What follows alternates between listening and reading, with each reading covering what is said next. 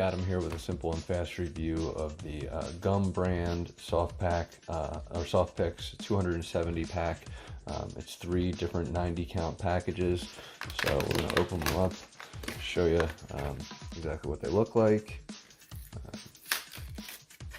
They each come in individualized packs, and then they have their own little cases, but they are not in the cases, which is kind of weird. So they support kind of a travel scenario, but for some reason they are not in the actual cases. So you can kind of fold them up for travel, but usually they're going to be in this kind of pack, which is weird to me, but you know, it is what it is.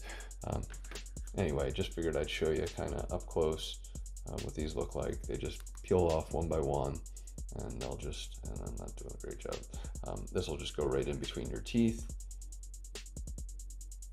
It's not zooming in nicely, so sorry about that. There we go. They are a little bendable if needed, so hopefully this review helps, and thanks for watching.